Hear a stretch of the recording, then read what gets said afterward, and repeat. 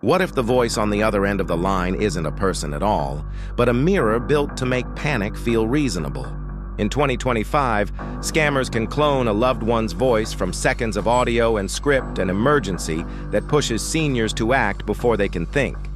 So here's the question this film asks.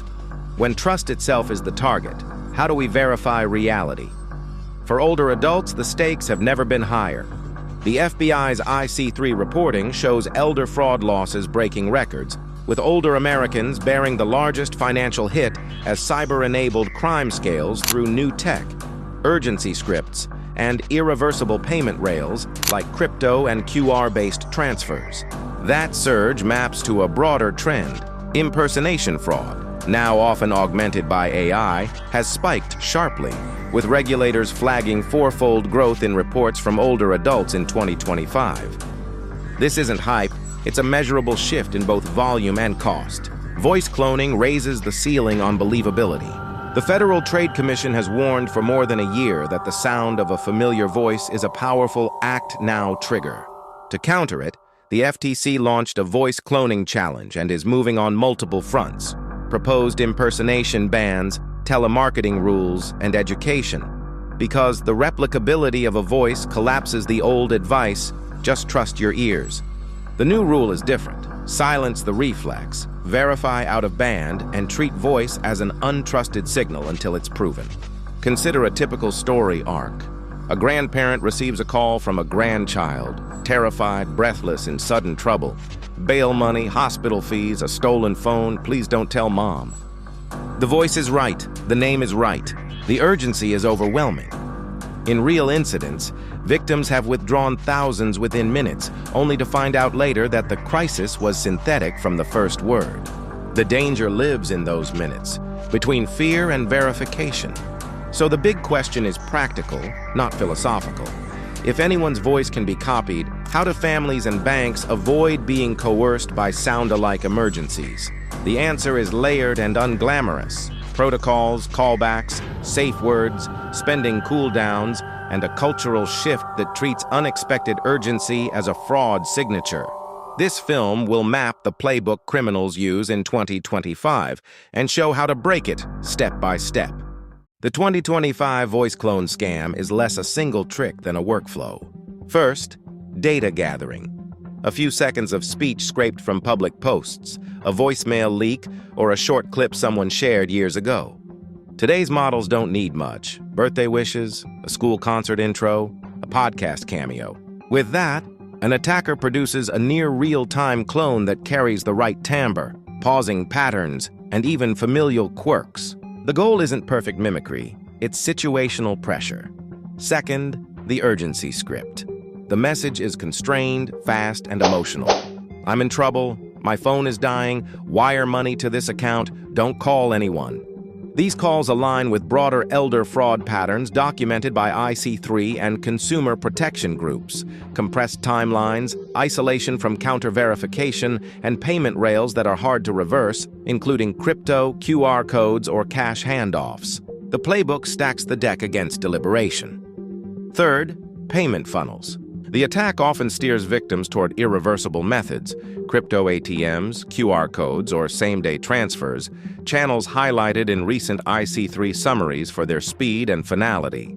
The moment money moves, the control window closes. Reversals are rare. This is why regulators and banks increasingly recommend cooling-off practices and verification gates for sensitive transfers, especially when initiated by phone. Fourth, caller ID spoof and ambient realism. Attackers can display a familiar number and layer believable background noise, a station platform, a hospital corridor, a police desk. The voice clone does the rest. Independent guides for seniors stress the same pattern. The more urgent and emotional the call, the more crucial it is to hang up and reinitiate contact through a known number.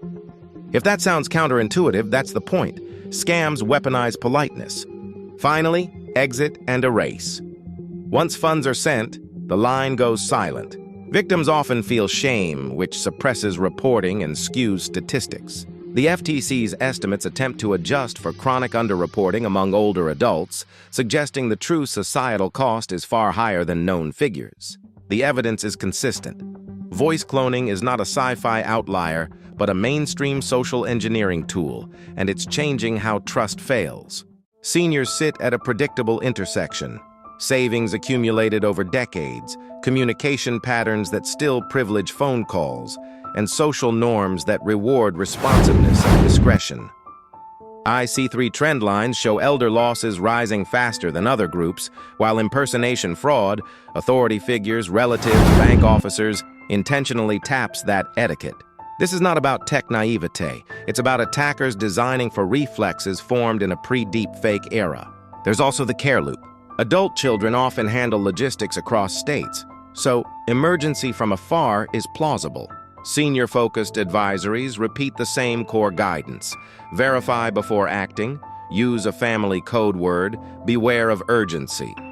Those tips exist because they cut across technical sophistication. Any family can adopt them, and they directly disrupt the voice clone workflow by forcing out-of-band checks and knowledge tests a clone can't pass on the first try. Institutions face the same asymmetry. A convincing voice on a phone line can bypass security culture in seconds. The CEO needs this wire now. The doctor authorizes disclosure. That's why enterprise guidance in 2025 leans on zero-trust callback policies. Never execute a sensitive request from an inbound call, full stop. End the call. Look up the official number from a directory and reinitiate.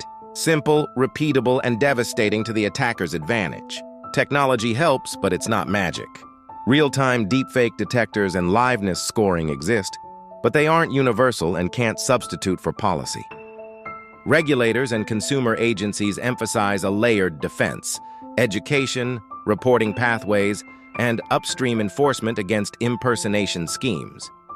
The macro picture is clear. Criminals move faster than law, so households and organizations must adopt habits that buy time and restore verification as a norm. Pull all of this together, and a pattern emerges. The voice is the bait, the clock is the hook, and isolation is the line. Seniors are not passive victims. They're targeted precisely because they are trusted nodes in family and financial networks. The counter is to make trust testable again, in small, boring ways that hold up under pressure. Start with a family playbook. Establish a unique safe word shared only in person or via an encrypted channel. Change it regularly. If an emergency call appears, ask for the safe word or hang up and call the person back on a saved number. Senior-facing guides and security practitioners converge on the same habit stack. Verify before acting, beware of urgency, and never move money based solely on a phone conversation. These moves are free, fast, and highly effective. Adopt zero-trust callbacks everywhere. Families, caregivers, small businesses, make it policy that sensitive requests from inbound calls are never executed without an out-of-band verification. Professional guidance in 2025 puts callback workflows at the top of the list because they neutralize even excellent voice clones. The attacker can't intercept a call placed to a verified, known number. Train this until it's reflex, control the payment window. Where possible, enable spending alerts, lower transfer limits, and ask banks about temporary cooling-off measures for unusual payments, a direction fraud prevention bodies in payments recommend. If urgency is the attacker's edge, friction is the defense. A 24-hour delay transforms a panic decision into a conversation. For seniors, this single setting can be the difference between loss and awareness. Limit public voice exposure. It's not about silence, it's about intention. Posting long, clean voice clips gives cloners better training data. Consumer advisories now include practical hygiene, shorten voice posts, avoid sharing voicemails publicly, and treat unknown recordings as sensitive.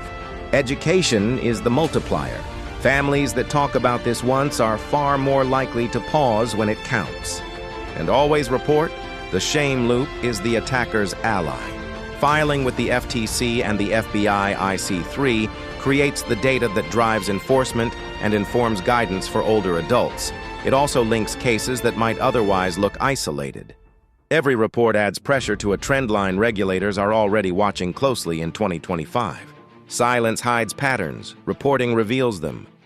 Here's the moral: don't trust the voice, trust the verification. In an age where a clone can mimic a child's panic or a banker's calm, the safest families and organizations will be the ones that bake skepticism into their workflows, long before any phone rings. A safe word isn't paranoia, it's care. A callback isn't rudeness, it's security. A transfer delay isn't inconvenience, it's insurance against synthetic urgency. Regulators are catching up. The FTC's push, from challenges to rulemaking, signals a system response to AI-enabled impersonation, and consumer reports from 2024 to 2025 show why that matters. Older adults are absorbing disproportionate losses as scams professionalize. Policy will help at scale, but the front line remains personal. The habits families adopt, and the defaults banks enable. The trend is sobering. The defenses are simple. So when the next unexpected call arrives, breathless, pleading, familiar, treat it like a test. End the call, reinitiate through a known number, ask for the safe word, slow the clock, and bring others into the room. If it's real, these steps will confirm it. If it's not, they will save a life savings. In 2025, that's the playbook that stops the new playbook. Verify first, act second, and leave no emergency unconfirmed. References and reporting resources mentioned implicitly in this story include consumer protection guidance and incident trends from the FTC, FBI IC3 summaries, and senior-focused advisories in 2024-2025. For incidents or attempts, report at reportfraud.ftc.gov and ic3.gov to support enforcement and prevention.